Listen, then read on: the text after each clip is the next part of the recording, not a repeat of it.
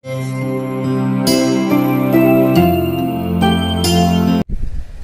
छात्रों, मैं वेद प्रकाश पांडे आपके अपने YouTube चैनल न्यू संस्कार क्रांति के साथ आप पढ़ रहे हैं प्रारंभिक शिक्षा के नवीन प्रयास के अंतर्गत लेसन प्लान। हमने पहले वीडियो में बात किया था लेसन प्लान के संबंध में, कुछ प्रावधानों के संबंध में और कुछ नियम कानून के संबंध में। अब हम आगे बात कर रहे हैं आपके लेसन प्लान के जो आगे का चरण होता है। सबसे पहले हमने आपको लेसन प्लान के संबंध में जो कुछ भी बात किया उसको एक बार हम फिर से समराइज करने का प्रयास कर रहे हैं, जिससे कि आपको समझ में आ जाए। अगर आप पहले के जो लेसन प्लान के संबंध में जो प्रावधान है या जो स्ट्रेटजी है उसको आपको देखना है, तो आप इससे पहले के जो वीडियो है उसको आप देख सकते हैं। उस वीडियो का लिंक हमने डिस्क्रिप्शन में डाला हुआ है, वहां से आप लेसन प्लान पार्ट 1 के जो वीडियो देख सकते हैं। अब हम बात करेंगे लेसन प्लान जहां हमने खत्म किया था उसके आगे, लेकिन उसके आगे पढ़ने से पहले हम आपको थोड़ा सा और समझा दें। इसमें जो पुरानी लेसन प्लान स्टार्ट करते हैं तो सबसे पहले हमने आपको जो बताया था कि ये मान लीजिए ग्रीन बोर्ड है आपके एज जो कॉपी के पेज के समान, आप ये प्रथम पेज, ये सेकंड पेज। इसमें सबसे पहले हम लिखते हैं पाठ योजना क्रमांक नंबर 1, उसके बाद हम लिखते हैं विद्यालय का नाम, उसके बाद कक्षा का नाम, उसके बाद हम लिखते हैं विषय, उसके बाद लिखते हैं उप विषय। इस तरह पर लिखते हैं कालखंड, उसके बाद समय और दिनांक, बीच में लिखते हैं प्रकरण, उसके बाद सामान्य उद्देश्य, विशिष्ट उद्देश्य, इसके बाद लिखते हैं हम शिक्षण विधि, शिक्षण प्रविधि, शिक्षण सूत्र, और इसके बाद सहायक शिक्षण सामग्री। तो सहायक शिक्षण सामग्री 2 प्रकार की होती है, परंपरागत शिक्षण सामग्री और ये विशिष्ट सामग्री। जो विशिष्ट उद्देश्य होता है वह भी आपका 3 प्रकार का होता है, ज्ञानात्मक, भावात्मक और क्रियात्मक। इसके बाद हम लिखते हैं पूर्व ज्ञान, इसके बाद लिखते हैं प्रस्तावना।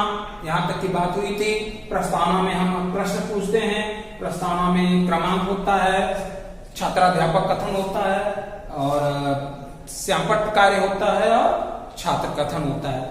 उसके बाद समस्यात्मक प्रश्न पूछा जाता है और उद्देश्य कथन होता है।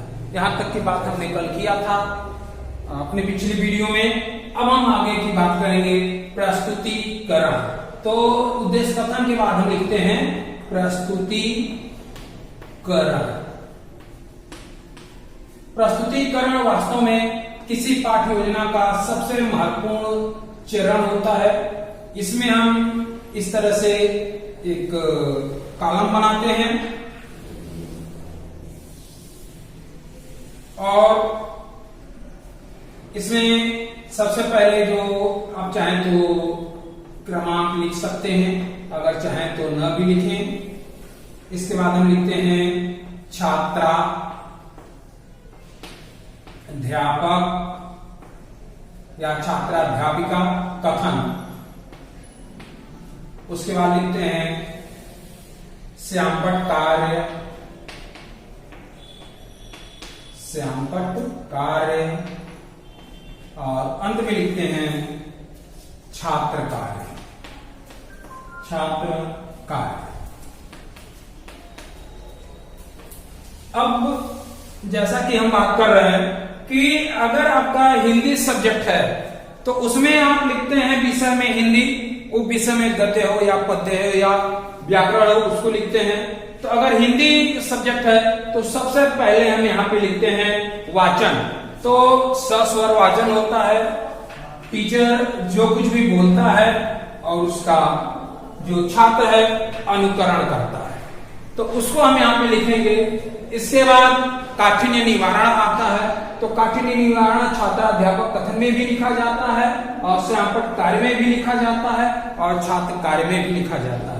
इसके बाद मौन वाचन आता है, बच्चे उस चीज को मन में पढ़ते हैं।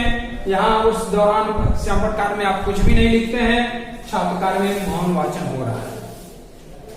इसके बाद व्याख्या आती है, तो आप छात्राध्यापक कथन में व्याख्या लिखते हैं। श्यामपट्ट कार्य में जो महत्वपूर्ण शब्द व्याख्या करने के दौरान लिखे जाते हैं, जिस प्रकार से अगर नॉर्मली टीचर क्लास में पढ़ा रहा होता है तो ब्लैक बोर्ड पे कुछ शब्दों को लिखता है, उसी तरह से इन शब्दों को भी यहाँ पे लिखा जाएगा और यहाँ पे छात्र ध्यान पूर्वक सुन रहे हैं और लिख रहे हैं। इस प्रकार से आपका प्रस्तुतिकरण होता है। लेकिन अगर वही सामाजिक ज्ञान का विषय हो तो उप विषय में या तो इतिहास होगा, या तो भूगोल होगा, या तो नागरिक शास्त्र होगा, या इकोनॉमिक्स होगा। तो वहां पे हम जो लिखना शुरू करते हैं यहाँ पे, तो वाचन और काठिन्य निवारण या मौन वाचन यहाँ पे नहीं होता है। यहाँ पे जो टीचर है, छात्राध्यापक जो कि आप रहेंगे, जब पढ़ाने जाते हैं तो उसको आप पठन पाठन शुरू करते हैं। इस दौरान बीच बीच में आप विकासात्मक प्रश्न पूछते हैं। सोशल साइंस में विकासात्मक जो प्रश्न पूछा जाता है वह इसलिए पूछा जाता है कि जो पठन पाठन की नीरसता है वह न बनी रहे, अर्थात उसमें एक जो छात्र और अध्यापक सहभागिता है दोनों की लगातार बनी रहे। इसलिए यहाँ पे हम बीच बीच में विकासात्मक प्रश्न पूछते हैं। विकासात्मक प्रश्न कभी हाँ या ना में नहीं होने चाहिए।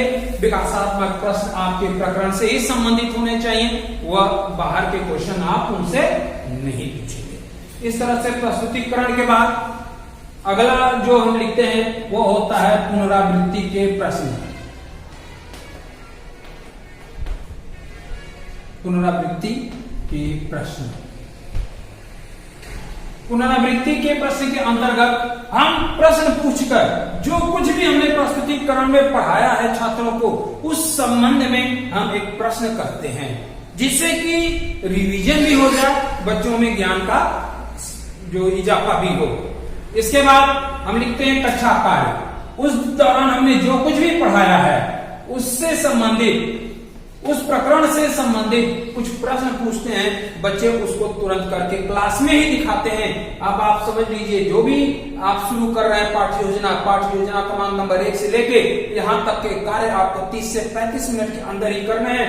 तो ठीक उसी प्रकार से आपका प्रस्तुतिकरण होगा, प्रस्तावना का प्रश्न होगा, जो कुछ भी होगा बस उसी अकॉर्डिंग टू होगा कि आपको 30 से 35 मिनट के अंदर सभी कार्यों को संपन्न कर लेना है।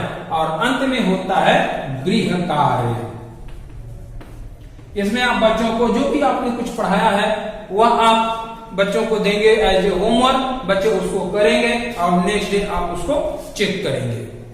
और उसके बाद आप यहाँ पे जब ये गृह कार्य समाप्त हो जाता है तो अपनी पाठ्य योजना जो पुस्तिका होती है वहां पे आप यहाँ लिखेंगे छात्राध्यापक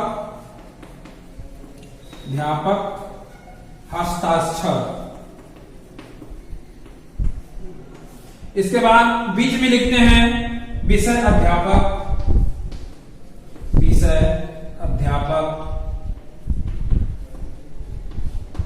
हस्ताक्षर। और अंत में लिखते हैं पर्यवेक्षक हस्ताक्षर। अंत में लिखते हैं पर्यवेक्षक हस्ताक्षर। मान लीजिए हम यहां लिखते हैं ऐसे, यहां अंत में लिखेंगे आप पर्यवेक्षक हस्ताक्षर, पर्यवेक्षक हस्ताक्षर।